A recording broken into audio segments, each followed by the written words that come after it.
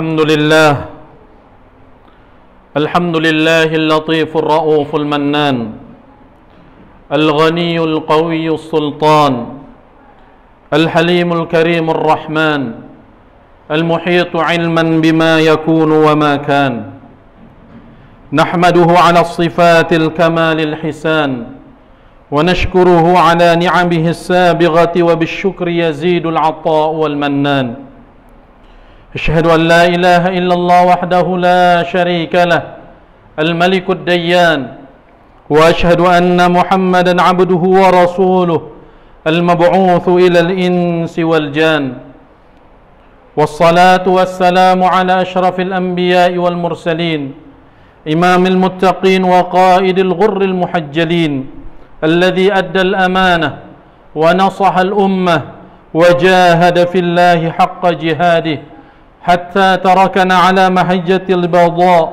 ليلها كنهارها لا يزيغ عنها إلا هالك اللهم صل وسلم وبارك على هذا النبي الكريم وعلى آله وأصحابه ومن تبعهم بإحسان ما توالت الأزمان أما بعد فيا عباد الله أوصيكم ونفسي بتقوى الله وطاعته لقد فاز المتقون قال الله تعالى في كتابه العظيم وهو أصدق القائلين أعوذ بالله من الشيطان الرجيم يا أيها الذين آمنوا اتقوا الله ولتنظر نفس ما قدمت لغد واتقوا الله إن الله خبير بما تعملون ثم قال تعالى لقد كان لكم في رسول الله أسوة حسنة ثم قال تعالى وإنك لعلى خلق عظيم ثم قال رسول الله صلى الله عليه وسلم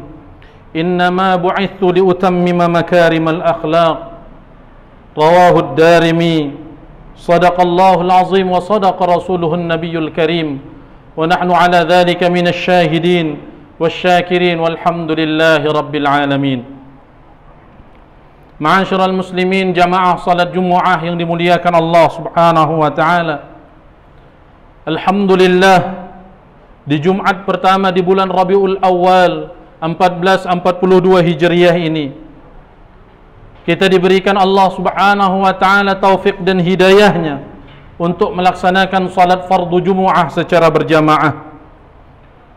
Bulan Maulidur Rasul, bulan Sayyidul Anam, bulan kelahiran Habibullah kekasih Allah,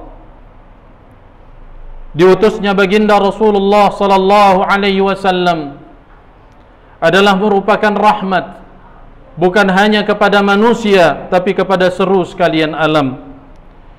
Misi yang dibawa oleh Rasul sallallahu alaihi wasallam adalah misi perdamaian, misi persaudaraan dan misi kemanusiaan. Oleh karena itulah Islam adalah agama penutup dari seluruh agama samawi yang telah diturunkan oleh Allah Subhanahu wa taala, dari agama Yahudi yang dibawa oleh Nabi Musa alaihi salam dan agama Nasrani yang dibawa oleh Nabi Isa alaihi salam, dan disempurnakan oleh agama Islam yang dibawa oleh Nabi Muhammad sallallahu alaihi wasallam. Kelahiran Rasul sallallahu alaihi wasallam adalah merupakan peristiwa yang teramat hebat, karena pada malam atau subuh kelahiran Rasul sallallahu alaihi wasallam, ketika itu padamlah api Kisra yang ada di Persia, di mana api itu selalu disebut dengan api abadi. Bahkan tidak diketahui apa penyebabnya, kenapa api itu padam, dan api ketika itu adalah menjadi Tuhan bagi penduduk Persia. Ketika kelahiran Rasul sallallahu alaihi wasallam juga, pada malam harinya terjadi malam yang begitu tenang, namun di tempat yang lain terjadi gempa yang begitu dahsyat, yaitu di Bizantium. Peristiwa kelahiran Rasul sallallahu alaihi wasallam awalnya tidaklah diketahui oleh banyak orang, hanya oleh keluarga, layaknya seperti manusia biasa yang lainnya. Lahir sebagai seorang yatim yang telah wafat ayahnya, yaitu Abdullah bin Abdul Muttalib, telah wafat. Dalam riwayat disebutkan ketika usia baginda Rasul sallallahu alaihi wasallam di dalam rahim ibunda 4 bulan, dan ada riwayat yang mengatakan 6 bulan. Rasul sallallahu alaihi wasallam menurut jumhur ulama dilahirkan pada hari Senin 12 Rabiul Awal, yang kemudian disebut dengan tahun gajah karena pada hari atau bulan kelahiran Rasul sallallahu alaihi wasallam terjadi peristiwa penyerangan untuk menghancurkan Ka'bah al-Musharrafah yang dipimpin oleh Abraha, seorang raja yang kejam dan zalim dari daerah Yaman. Ma'asyiral muslimin rahimakumullah, dahulu ketika hari Maulidur Rasul selalu dibacakan riwayat kelahiran Rasul sallallahu alaihi wasallam. Orang beramai-ramai duduk di dalam masjid mendengarkan riwayat-riwayat tentang kelahiran baginda Rasul sallallahu alaihi wasallam. Oleh karena itu tradisi ini tidak boleh hilang, haruslah kita lestarikan, dan harus pula dilanjutkan oleh generasi-generasi berikutnya pada masa sekarang ini. Boleh jadi banyak anak muda saat sekarang ini tidak mengenal bagaimana Rasul sallallahu alaihi wasallam dikala bayi, bagaimana Rasul sallallahu alaihi wasallam dikala beliau remaja, bagaimana ketika beliau menjadi seorang pemuda. Karena yang selalu didengungkan dari seorang Muhammad sallallahu alaihi wasallam adalah peperangannya, dan adalah bahwa beliau pemimpin dari suatu peperangan.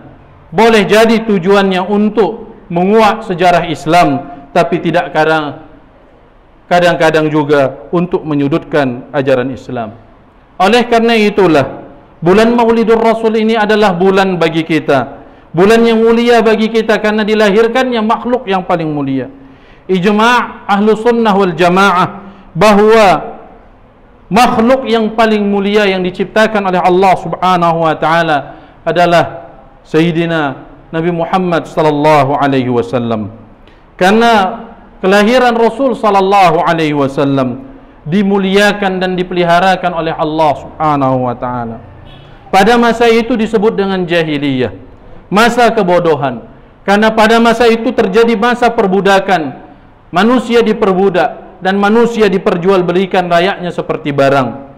Uang atau harta adalah status sosial pada masa itu. Orang yang memiliki banyak harta, maka dia adalah orang yang mulia. Dari kalangan bangsawan, maka dia adalah orang yang terkemuka. Tapi mereka yang berkulit hitam legam, mereka yang menjadi budak, maka mereka diperjualbelikan layaknya seperti binatang, bahkan lebih hina daripada binatang. Rasul sallallahu alaihi wasallam lahir menghilangkan tradisi perbudakan dan menjadikan manusia sebagai makhluk Allah subhanahu wa ta'ala yang mulia. Karena Allah subhanahu wa ta'ala telah menegaskan di dalam firman-Nya, laqad khalaqnal insana fi ahsani taqwim, sungguh kami telah menjadikan manusia itu dalam sebaik-baik kejadian. Rasul sallallahu alaihi wasallam juga dilahirkan di mana perzinaan dan meminum minuman keras adalah tradisi yang biasa. Sebagaimana ditulis oleh muarrikhun bahwa pada masa itu wanita-wanita jalang dan begitu juga laki-laki simpanan memiliki bendera tertentu di depan rumahnya. Apabila bendera itu mereka pancangkan, berarti belum ada orang yang membokingnya dalam tanda kutip. Dan apabila bendera itu sudah hilang, berarti bendera itu menunjukkan bahwa orang tersebut telah ada yang meminjamnya atau memakainya. Begitu juga minuman keras, mabuk-mabukan yang merupakan penyebab dari terjadinya perang saudara. Pembunuhan pada masa itu adalah suatu hal yang biasa dan lazim terjadi.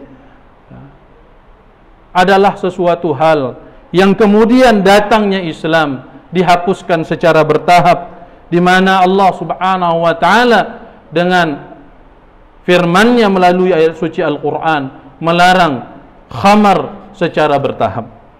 Ma'asyiral muslimin rahimakumullah. Oleh karena itulah Allah subhanahu wa ta'ala menegaskan di dalam Al-Quran pada surah Al-Anbiya, wa ma arsalnaka illa rahmatan lil alamin, tidaklah kami utus engkau wahai Muhammad kecuali sebagai pembawa rahmat bagi seluruh sekalian alam. Bukan hanya kepada manusia, mengangkat derajat manusia, tetapi juga kepada tumbuh-tumbuhan dan hewan. Rasul sallallahu alaihi wasallam memerintahkan kita untuk menanam pohon. Bahkan Rasul sallallahu alaihi wasallam mengatakan, tanamlah pohon walaupun engkau mengetahui besok akan terjadi hari kiamat.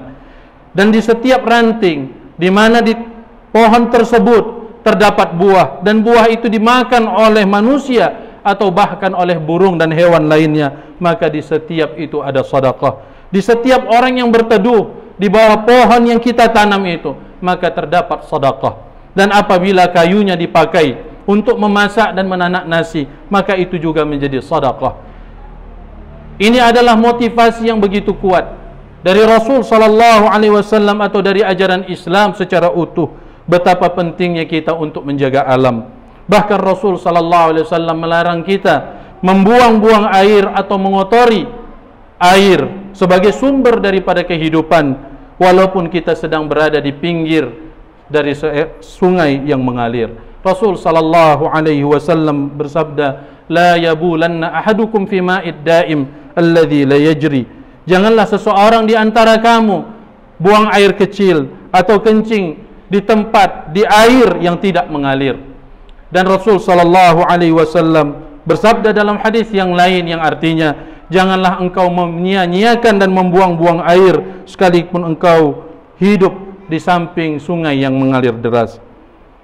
Demikian juga ketika kita akan memanfaatkan binatang dan hewan untuk kita sembelih dan kita makan dagingnya, maka Islam juga mengajarkan hendaklah seseorang itu menajamkan mata pisaunya, falyuhidda syafrata sikinihi, maka hendaklah dia menajamkan pisaunya.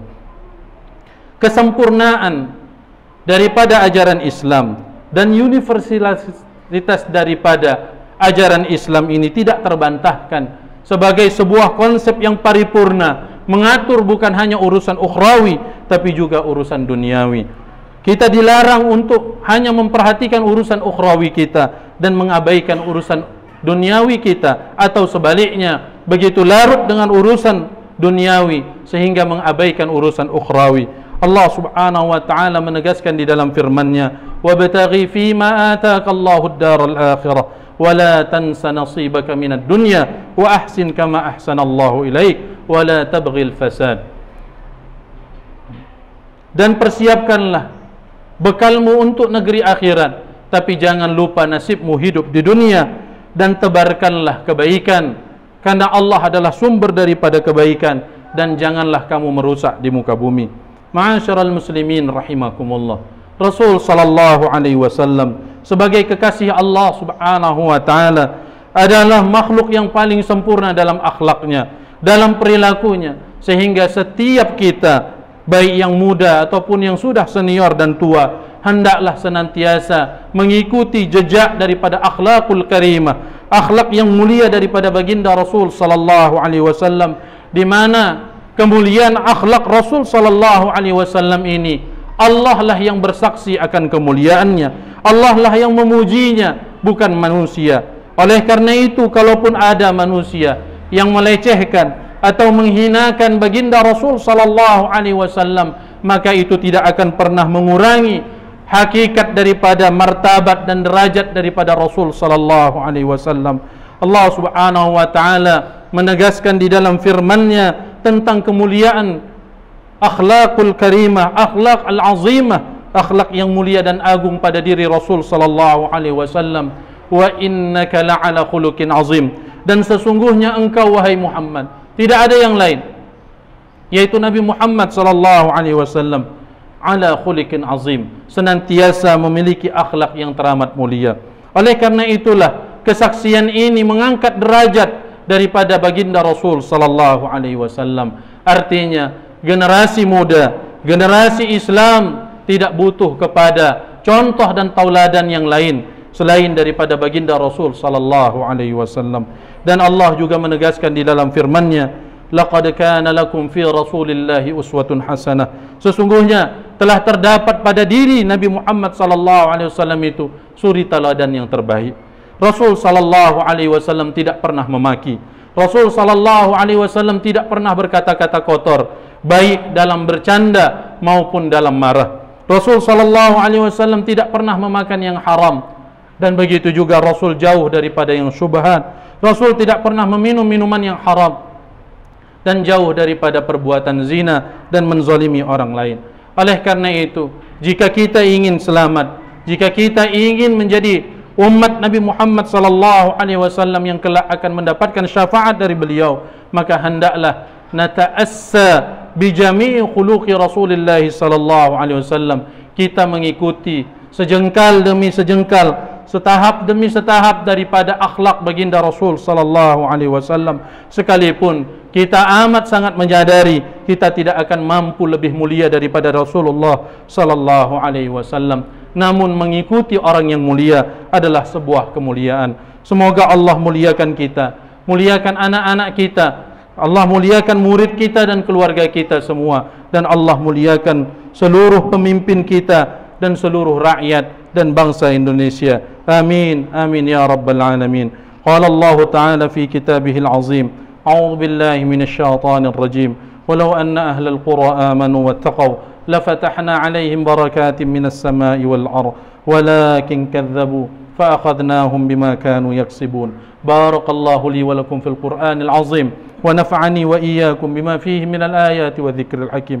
أقول قولي هذا واستغفر الله لي ولكم ولسائر المسلمين والمسلمات فاستغفروه إنه هو الغفور الرحيم.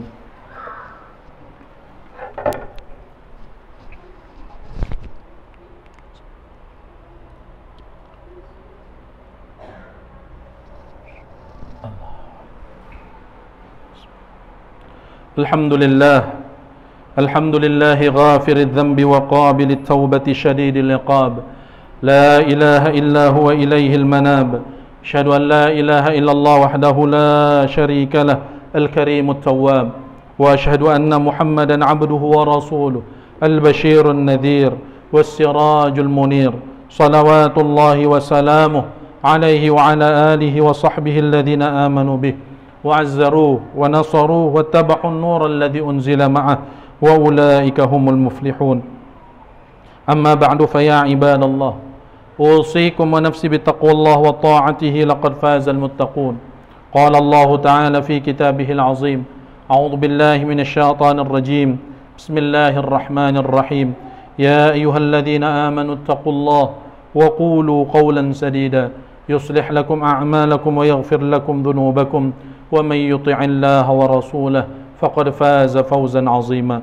واعلموا أن الله أمركم بأمر بدأ فيه بنفسه وثنى بملائكة كرسه، فقال تعالى: إن الله وملائكته يصلون على النبي يا أيها الذين آمنوا صلوا عليه وسلموا تسليما. اللهم صل وسلم وبارك على سيدنا محمد وعلى آل سيدنا محمد كما صليت وسلمت وباركت على سيدنا إبراهيم وعلى آل سيدنا إبراهيم في العالمين إنك حميد مجيد. ورضي الله تعالى عن جميع الصحابة أجمعين، وخصوصا خلفاء الراشدين أبو بكر وعمر وعثمان وعلي، وعن بقية الصحابة أجمعين، وجعلنا يا الله معهم برحمتك يا أرحم الراحمين. اللهم اغفر للمسلمين والمسلمات والمؤمنين والمؤمنات الأحياء منهم والأموات، إنك سميع قريب مجيب الدعوات. آمين آمين يا الله ويا قاضي الحاجات. اللهم حبب إلينا الإيمان، اللهم حبب إلينا الإيمان، اللهم حبب إلينا الإيمان وزينه في قلوبنا، وكره إلينا الكفر والفسوق والعصيان، واجعلنا من الراشدين. اللهم أرنا الحق حقا وارزقنا اتباعه، وأرنا الباطل باطلا وارزقنا اجتنابه. ربنا آتنا في الدنيا حسنة وفي الآخرة حسنة وقنا عذاب النار، والحمد لله رب العالمين. عباد الله، إن الله يأمركم بالعدل والإحسان وإيتاء ذي القربى وينهى عن الفحشاء والمنكر والبغي، يعظكم لعلكم تذكرون. فاذكروا الله العظيم يذكركم، واسألوا من فضله يؤتكم، ولذكر الله أكبر، والله يعلم ما تصنعون. أقم الصلاة.